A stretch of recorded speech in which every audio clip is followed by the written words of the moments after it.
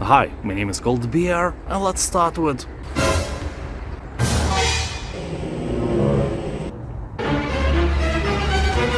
Observation.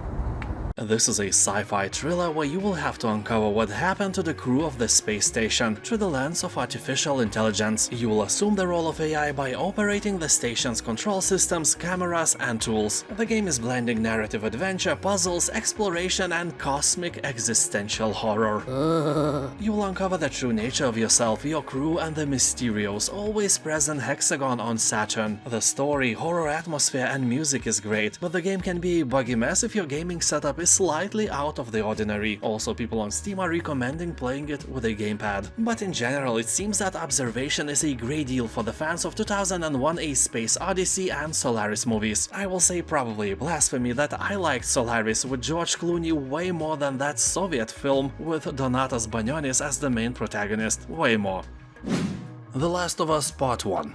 This is a legendary game that is more like a movie than an actual game, although you won't be left without some shooting and hack-and-slash action as well. So here in a ravaged civilization where infected humans and crazy criminals run rampant, Joel, which is you, is hired to smuggle 14-year-old Ellie out of a military quarantine zone. Ellie that doesn't look like she's from another planet, if you know what I mean. However, what starts as a small job soon transforms into a brutal cross-country journey where you will have to save yourself and Ellie from perils of this world. If you saw the TV series, it's basically the same. Well, maybe some hardened fans would disagree, but I played the game some 11 years ago and then I saw the TV show and it was identical for me. Nevertheless, if you somehow skip the game and the show, you have a perfect chance to experience a really cool story. Yeah, a story about a child smuggler. Yeah. From Glory to Goo. It may not be the prettiest RTS, but it is for sure one of the most entertaining ones. This is a sci-fi survival strategy set on an alien world. You will serve as humanity's pioneer by establishing a colony and supporting your colonies still in orbit. But beware, the Goo, a relentless shape-shifting force, approaches from all sides, even above and below. Basically, you will have to build your colony to repel local horrors who are not very fond of uninvited guests. But if you look at this philosophically, you will realize that the real monster here is you. You came here, you destroyed their beautiful landscape with your pathetic buildings that are making energy out of their plants and animals and filtering your piss so you could have drinking water. They have a right to be angry and they use that right quite excessively. The game is single player only. It includes 23 Steam achievements and multiple factions with units and buildings you can use. You know, ally or destroy depending on your captain and biome. Bad reviews are rare. Most of the people who play the game are saying that it is not perfect but really entertaining. What else you may want? System Shock. This is the full remake of the famous original System Shock from 1994, combining the old gameplay with all new HD visuals, updated controls, overhauled interface, and all new sounds and music. It even has the original voice actor of Shodan, the psychotic AI who has taken control of the Citadel station and turned the crew into an army of cyborgs and mutants. She now plans to do the same to Earth, so you must explore and battle your way through the depths of a space station gone to hell, stop AI and avert humanity's destruction. The best thing for me, a man who never played the original System Shock of 1994, was a shocking experience, pun intended, when I realized that this is not a linear shooter. You can actually decide where to go first, what areas to explore, and you will also have to make a mental map of the space station in your head, because it is huge and it's easy to get lost. Thymesia.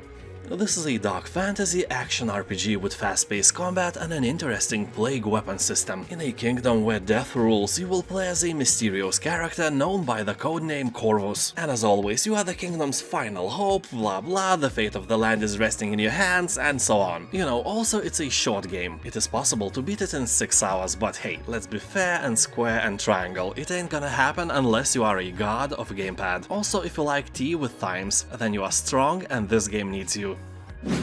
Killer Frequency. The year is 1987 and you will step into the shoes of a late-night radio talk show host. New in town and fallen from grace. The chief of police is dead, so the townsfolk turn to you for help, as apparently you are the only person in town who can run a phone line. The genre here is horror, but with dark humor elements. You will have to solve puzzles to save callers from being hunted down by a mysterious killer, or maybe there are more than one, you don't know. Every call you get here is life and death, and you with your wits and smarts will have to save the inhabitants of Gallows Creek. Well, at least you will try and probably fail. You know, the protagonist is as smart as you are. That's okay, you can try again. You will use branching dialogues to interact with a variety of eccentric small-town personalities, including potential victims and suspects. Explore your surroundings, gather clues, make decisions, solve satisfying riddles, and try to help each of your callers to survive the night. People who play the game are saying that the game is very addictive and fun. It has a very high review score, and there are not a lot of games like that in general, so it's really cool and original title. Blasphemous 2. Awakened in a strange new land and displaced from your final resting place, you thrust back into the endless cycle of life, death, and resurrection. There is no other option than to explore this perilous new world and uncover its long-forgotten secrets. There is nothing game-changing or very innovative in the second part of the Blasphemous, but you know the rule: if it's not broken, don't fix it. Your journey starts anew in a series of enchantingly grotesque landscapes, oozing gothic charm and littered with unforgiving traps. How you tackle the labyrinthian world remains at your discretion. There is no wrong turn to be made, only scores to settle. Taking down your enemies won't be easy, but the game is offering more chances to customize and improve your skill set, along with several new unique weapons to wield, so victory might just be within your grasp, but probably not. Narita Boy. This is a retro-futuristic game where you are Narita Boy, a legendary digital hero in an epic quest of simultaneous dimensions. The digital kingdom is under attack and you are the last hope of survival, so you will have to explore a vast world to find a techno sword, the only effective weapon against the enemy. That sounds nuts and also really cool. People on Steam are saying that Narita Boy has great music and huge variety of monsters and vehicles. You can even ride a floppy disk. How cool is that? Not as cool as riding your sister. Oh, come on, don't say that. Although the least favorite part for almost everyone is platforming. Most of the players agree that dying by just jumping is way more common than dying from some monster, and that irritates a lot of people. Also, the story sounds cooler than it actually is. But in general, the game is a proud owner of a very positive review score, and that is always a good sign. Metal Hellsinger. You'll kill demons to the rhythm of metal and vengeance on an infernal journey through the 8 hells. This is a rhythm first-person shooter bursting with monsters, gorgeous weapons, and heavy metal music created for this game by amazing metal geniuses, like Serj Tankian, for example. Yeah, Serj himself sings a new song created especially for this game, and you kill demons listening to it. The song was created with the idea behind it that it is meant to be listened to while killing demons. It is hard to wrap my head around this fact and how metal it actually is. So if you like fast-paced first-person shooter games like Shadow Warrior or Doom, search no more. Metal Hellsinger is what you need to kill your boredom with style. Honey, I joined a cult. The title is a bit misleading because here you won't be joining a cult, you will be the boss of it. So let's go and create our own religion and become respectful cult leaders. In the process, make some real good money and exploit others by imposing our own will on various dimwits. Here, as everywhere else, effective management is at the heart of every money-making enterprise, and your organization is no exception. Dressing in snappy robes isn't enough, your cult must run like a well-oiled hypnotic wheel. People on Steam are talking that this is a great game to relax and play for an hour or so once in a while, so if you like management games, it may be your spoon of potato salad, but don't expect miracles. It's an entertaining game, not an actual cult simulator. You won't be actually learning how to scam people with imaginary friends. Anyway, 8 out of 10 people are happy with the game, so there is a chance that you will like it as well.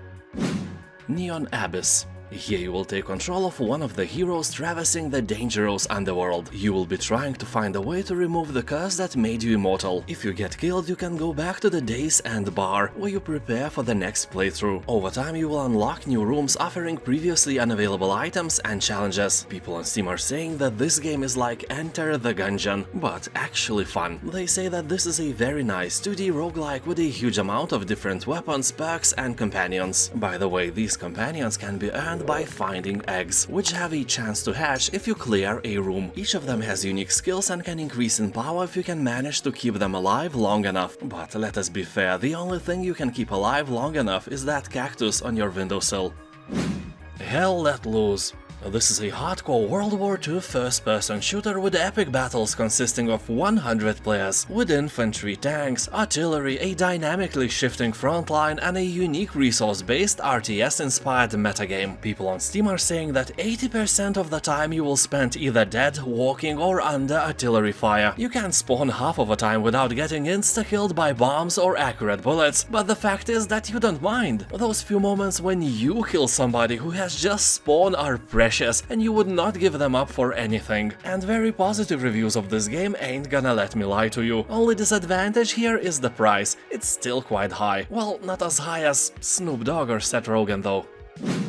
Deep Rock Galactic. This is a 1 to 4 players first-person shooter featuring badass space dwarfs and 100% destructible environments. Here you can play alone or work together with other players as a team to dig, explore and fight your way through a massive cave system filled with hordes of deadly enemies and valuable resources. Pick some powerful guns like flamethrowers, Gatling guns, portable platform launchers, and show those puny aliens who's the boss. Dwarfs may be small, but they are really powerful. We in Lithuania have a saying, Neugis or smugis. Meaning not the size, but the punch is what really matters. And your punch is really, you know, probably weak in real world, but really impactful for the alien population in these dangerous caves. People on Steam are talking that there is no reason not to play this game, and I have to agree. Show those monsters the true meaning of extinction. Rock and stone, baby. Plants vs. Zombies Garden Warfare 2 Deluxe Edition.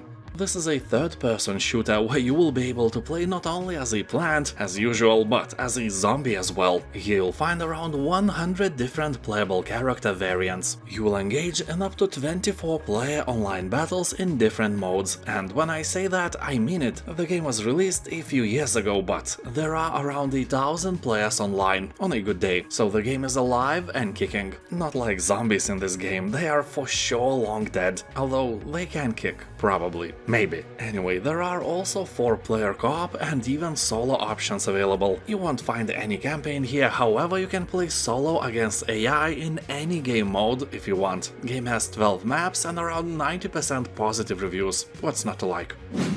Dead Space. Of course, I'm speaking about the recent remaster of the game, which is a fantastic game just like the original Dead Space, but I can almost assure you that if you played it a long time ago, you won't spot any difference. I completed the first game more than 10 years ago, and when I watched someone play the remastered version, honestly, I couldn't see anything new. Yeah, the graphics now are shiny and beautiful, but it is exactly how I remember the original version, so the remake is a great game on 2 occasions. First, if you want to replay the game, and not because there is a remaster available, but because of the game itself. And second, if you never played it. In that case, I can assure you this is one of the best horror shooter games I ever played. Well, it's more like a thriller with a bunch of jump scares, but the atmosphere is amazing. The surroundings of the space station are made incredibly well, and the necromorphs are really creepy. Be sure that your mental balls are strong and hairy. 10 cold beers out of 10. Lost in Random. This is a gothic fairy tale inspired action adventure where every citizen's fate is determined by a roll of the dice. That may sound as a very random thing, and believe you me, it is, but around 90% of positive reviews are here for a reason. So you will step into a beautiful and haunted wonderland where you must venture through the 6 twisted realms of random, each with its own maddening set of rules. Help its unpredictable inhabitants, save your sister, well, or mine, I don't mind, and discover a twisted tale in the process. Basically, if you enjoy Tim Burton's creations, this game may be a real spoon of potato salad for you, because it definitely draws inspiration from Burton's works. The game has an interesting story with motivational moments you can relate to, nice humor but a bit clunky combat, and it's really short. Also, people on Steam are warning players that if you complete a chapter, you can't go back to it ever again, so if you are hunting for achievements, do it in the first try. It Takes Two. As you can probably imagine, this is a co-op game for 2 people. Here you can invite a friend to join for free with Friends Pass and together master unique and connected character abilities, help each other with the obstacles and have a great time in general. For example, my friend who's 40 plus years old and usually plays games like Detroit Become Human, Observer, The Last of Us and similar gloomy stuff, played this with his wife and he said that this was the best game he tried in half a year. So it's obvious that the game has no age or genre restrictions, it's just pure fun. So grab your mother-in-law and have fun together. It Takes Two has overwhelmingly positive reviews, but that's probably obvious as well. Titanfall 2 Ultimate Edition. If you don't know what Titanfall is, you may think that this is only a multiplayer battle royale of some sort, but it is not. The game actually features a very nice, although really short single-player campaign packed with action and inventive twists. Here you play as militia rifleman stranded behind enemy lines who encounters a veteran Titan. You must work together to uphold a mission you were never meant to carry out. And of course, in Titanfall 2 there is a multiplayer portion of the game with fast-paced first-person action with Titans and deadly pilot abilities. This version of the game includes all the Deluxe and Jump Starter content, which includes new Titans, warpaint, weapons, tokens and even more, and this price is more than great. Command & Conquer Remastered Collection.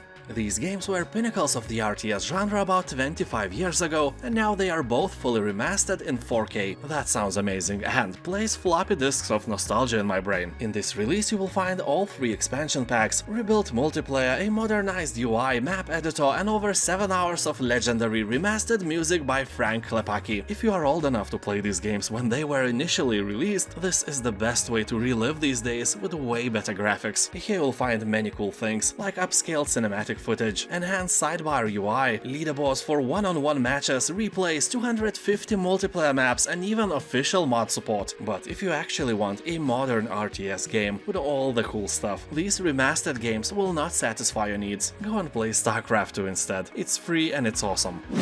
Star Wars Battlefront 2. Almost 90% of positive reviews left by tens of thousands of players is definitely proof that the game is done right, and I can confirm that. I played the game for several hours and I had a lot of fun, although I had to stop playing because I got the game on my PlayStation and shooting with the gamepad was a real pain for me. I died way too often for my comfort zone, you know. Anyway, now I'm thinking of getting it on PC. The price is really nice, all I need is time. So this edition sold on Steam is called Celebration Edition, and along with the base game it includes all past and future updates and many other cosmetic things you don't really care to hear about if you never play the game. So here up to 40 players fight in massive battles, pilot huge array of vehicles and can even participate in space combat. Also, one thing that is really uncommon for any game released by Electronic Arts is the ability to train offline. You can do that, and only with your new knowledge you can start, you know, dying in real-time multiplayer battles. Yeah dude, don't expect to be thrown into combat with noobs like you. Everyone will have more experience than you do, but you have to collect your strength and show them who's the boss. Probably not you.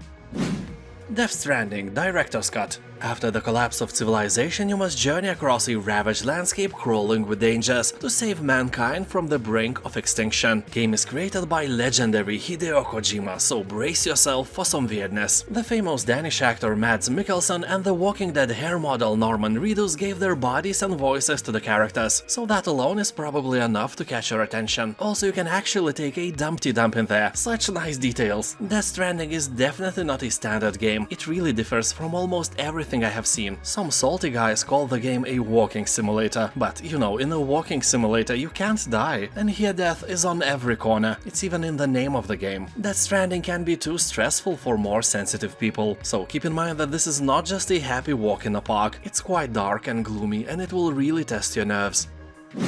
Factory Town. This is a real treat for automation, base building and sandbox fans. Here you will create a giant factory using conveyor belts, trains, chutes, pipes and airships. You can sell your goods to nearby villagers to expand their borders, increase happiness and unlock better skills. As your earnings rise, you can research new technology to improve your supply chains and grow your civilization. There's no enemies or starvation to worry about, so you can enjoy a stress-free logistics challenge to maximize production and happiness. A perfect game for a calm evening Stranding with your mother-in-law. People on Steam are saying that this is a hybrid between Banished and Factorio, and everyone who had low expectations with the game were surprised with what they actually got. I especially like the one comment on Steam stating that the game is kinda chill but gets repetitive. He has 440 hours on record. I wish every game I ever played was this repetitive.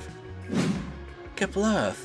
In this 2D sandbox RPG, you will try to survive on a hostile alien planet, where you can choose to live alone or fight side by side with your friends in the online multiplayer mode. Here your fate is in your hands. With randomly generated maps and dungeons, you can experience something new every time you play. Discover a rich biosphere, unlimited resources and all sorts of hidden catastrophes just waiting to arise. Build an elaborate home on the surface, or explore the dangers that lay beneath the ground. Fight against enemies from different factions, take on dungeons with your imaginary friends, and leave your mark on this mysterious world. Dudes and dudettes on Steam are saying that this game will give you about 25 hours of gameplay, and for this price, it's a great deal. Alfred Hitchcock, Vertigo.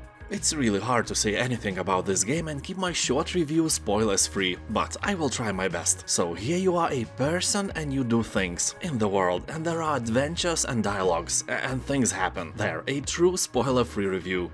I'm just kidding. Anyway, jokes aside, this is an original story about obsession, manipulation and madness, inspired by Alfred Hitchcock's masterpiece Vertigo. You will experience a powerful narrative paying tribute to the visual and storytelling techniques of the thriller genre. You will investigate what happened through the vision of 3 characters. Everyone has a different story to tell, and in the end all the pieces will come together solving a terrible mystery. Along the way you will explore several timelines to cross-check the events and separate reality from deceptive memories. You know, reality is sometimes worse than madness. And now, thank you for watching, and if you like my videos, you can support me on Patreon and become a sponsor of every video I make. Have a nice day, and I'll see you next time. Bye.